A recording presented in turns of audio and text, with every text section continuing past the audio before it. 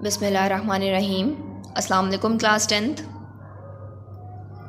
Concepts of acid and base में Arrhenius और Bronsted Lowry हमने डिस्कस कर लिया था। Lewis concept of acid and base आज हम डिस्कस करेंगे डिटेल में।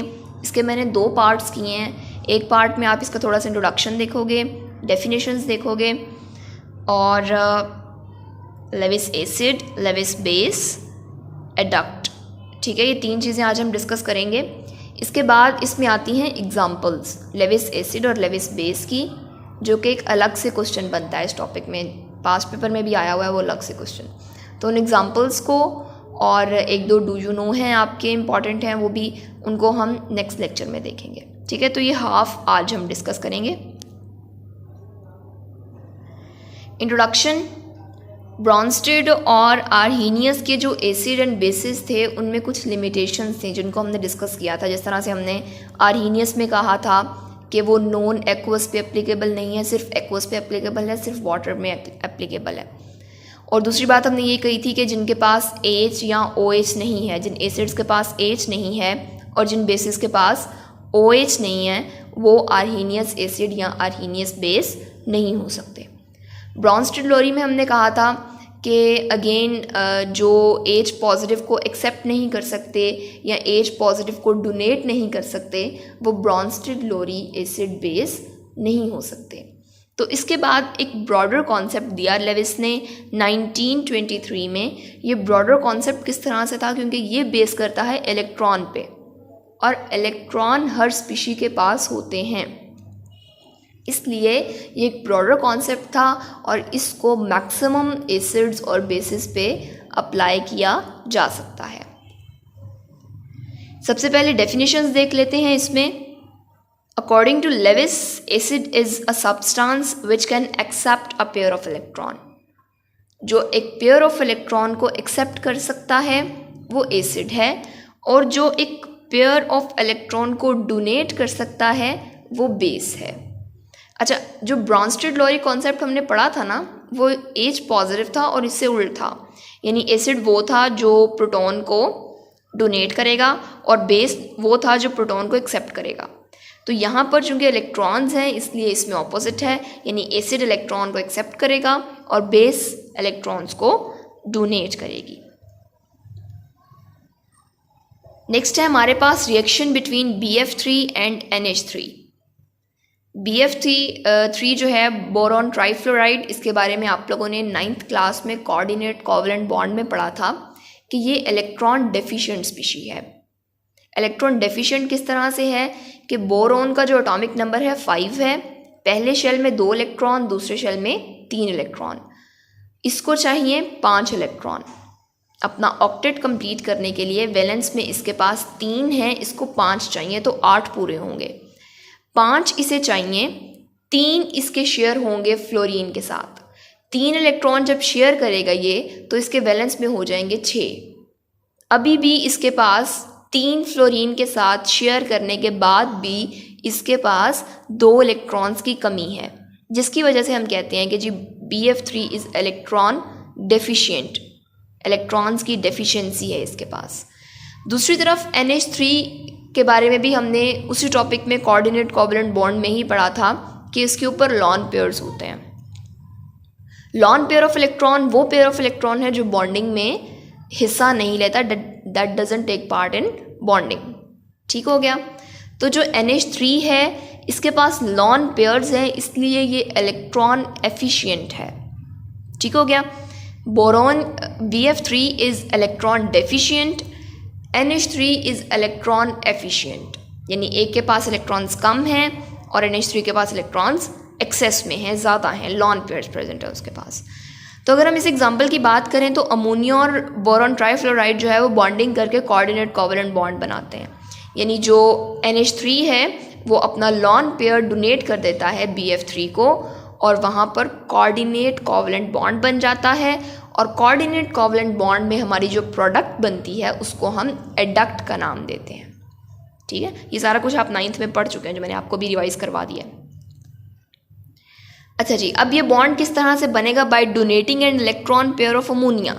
अमोनिया के पास चूँकि लॉन पेयर प्रेजेंट है इसलिए वो अपना इलेक्ट्रॉन पेयर डोनेट कर देगा, और जो आपके पास बोरॉन ट्राइफ्लोराइड है चूँकि वो इलेक्ट्रॉन डेफिशिएंट है तो वो उस इलेक्ट्रॉन पेयर को एक्सेप्ट कर लेगा। बोरॉन ट्राइफ्लोराइड के पास 2 इलेक्ट्रॉन्स की कमी थी और उसके पास पेयर ही था NH3 के पास जो उसने उसे डोनेट कर दिया। तो इस तरह से BF3 की इलेक्ट्रॉन की कमी पूरी हो जाएगी। तो अब यहाँ पर लेविस का क्या काम है? लेविस का काम ये है कि जो इलेक्ट्रॉन को एक्सेप्ट कर रहा है वो लेविस एसिड है और जो इलेक्ट्रॉन्स को डोनेट कर रहा है वो लेविस बेस है। यानी जो अमोनिया है वो लेविस बेस है और बोरॉन ट्राइफ्लोराइड चूँकि इलेक्ट्रॉन को एक्सेप्ट कर रहा है इसलिए लेविस एसिड है। जिस तरह से यहाँ पर आपको लेविस स्ट्रक्चर डायग्राम के ज़रिए शो करवाया हुआ है। लेविस स्ट्रक्चर डायग्राम अगर आप लोगों को याद हो तो ये भी हमने पढ़ा था, जिसमें हमने कहा था जी कि हम डॉट एंड क्रॉस से इलेक्ट्रॉन्स को शो करते हैं। 2 बॉन्डेड एटम्स में एक बॉन्डेड एटम के इलेक्ट्रॉन्स को हम डॉट से शो करते हैं और दूसरे को क्रॉस से शो करते हैं। तो यहाँ पर आपके पास सबसे पहले BF3 है। BF3 ने अपने 3 इलेक्ट्रॉन्स फ्लोरीन के 3 इलेक्ट्रॉन्स के साथ शेयर कर लिए हैं। वैलेंस शेल में 6 हो गए हैं, अभी भी 2 की कमी है, यानी BF3 इज इलेक्ट्रॉन डेफिशिएंट। दूसरी तरफ आपके पास NH3 है जिसके वैलेंस शेल में 5 हैं, 3 उसे चाहिए, उसने हाइड्रोजन के साथ शेयर कर लिए हैं, उसका ऑक्टेट कंप्लीट है। लेकिन उसके पास वैलेंस शेल में 2 इलेक्ट्रॉन्स ऐसे प्रेजेंट हैं जिन्होंने बॉन्डिंग नहीं की हुई, यानी उसके पास एक लॉन पेयर प्रेजेंट है। अब करेगा क्या NH3? चूँकि वो इलेक्ट्रॉन डोनर है वो अपने इलेक्ट्रॉन्स डोनेट कर देगा BF3 को और इसके रिजल्टेंटली यहाँ पर कोऑर्डिनेट कोवलेंट बॉन्ड बन जाएगा और हमारे पास जो प्रोडक्ट बनेगी BF3 NH3 की उसको हम नाम देंगे एडक्ट का। ठीक है। अच्छा, एक और इम्पॉर्टेंट चीज़ ये है कि यहाँ पर आपका एक क्वेश्चन बनता है इसी पैराग्राफ पर जो मैंने अभी यहाँ लिखा हुआ है, और यही वाली आपने साथ में डायग्राम और ये रिएक्शन लिखना है। और क्वेश्चन ये है कि जी why BF3 act as Lewis acid.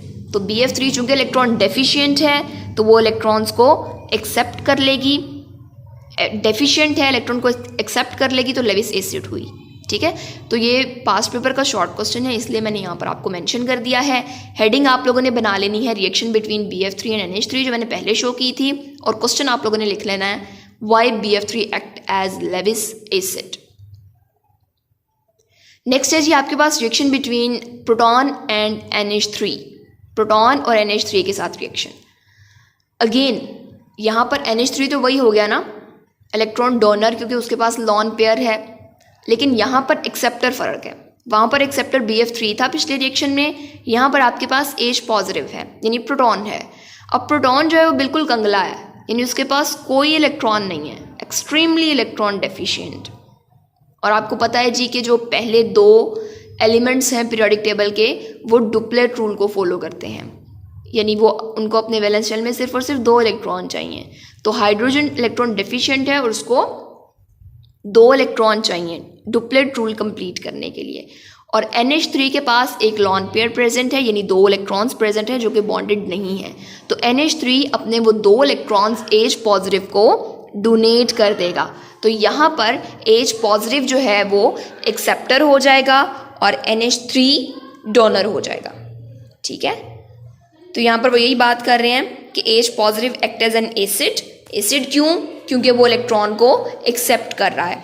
और बेस हमारे पास हो जाएगी अमोनिया। अमोनिया बेस क्यों है? क्योंकि वो इलेक्ट्रॉन्स को डोनेट कर रही है। ठीक है, तो यहाँ पर H पॉजिटिव एक्ट कर रहा है as Lewis acid and NH3 is Lewis base.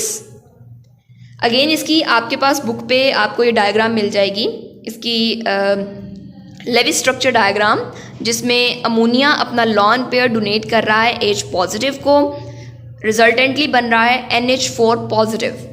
NH4 positive यानी अमोनियम आयन जो है ये क्या है? एक एडक्ट है। यहाँ पर ये तो आपने बना ली ना हेडिंग अपनी, reaction between H positive and NH3। Next आप लोगों ने क्या करना है कि आप लोगों ने यहाँ पर क्वेश्चन लिख लेना है why H positive act as Lewis acid. ठीक है, ये दोनों क्वेश्चंस जो हैं इंपॉर्टेंट हैं इसलिए मैंने मेंशन किया है, यहाँ पे लिख लेने आपने अपनी बुक्स पे। ठीक है, और इसी तरह से आपने इनके साथ जो लेविस स्ट्रक्चर डायग्राम मैंने शो करवाई है दोनों के साथ, वो आप लोगों ने लाजमी बनानी है। अच्छा, नेक्स्ट है आपके पास एडक्ट। तो एडक्ट क्या है जी, मैंने जिस तरह से आपको साथ साथ मेंशन करती रही हूँ कि NH3BF3 बना तो वो एडक्ट है, NH4 पॉजिटिव बना तो वो भी एडक्ट है। यानी आपके पास लेविस एसिड और लेविस बेस के रिएक्शन से जो चीज़ बनेगी वो क्या होगी, एडक्ट होगी। ठीक है। अच्छा जी, so neutralization reaction according to Lewis concept is donation, acceptance. एक स्पीशी इलेक्ट्रॉन्स को डोनेट करेगी, दूसरी स्पीशी इलेक्ट्रॉन को एक्सेप्ट करेगी। जिस तरह से NH3 ने डोनेट कर दिया, BF3 ने एक्सेप्ट कर लिया, NH3 ने डोनेट कर दिया, H पॉजिटिव ने एक्सेप्ट कर लिया। तो इन दोनों केसेस के रिजल्टेंटली क्या होगा, कोऑर्डिनेट कोवलेंट बॉन्ड बनेगा और हमारे पास क्या बन जाएगा, एडक्ट बन जाएगा। यानी इन दोनों का प्रोडक्ट बन जाएगा इन दोनों के रिएक्शन की वजह से। ठीक हो गया।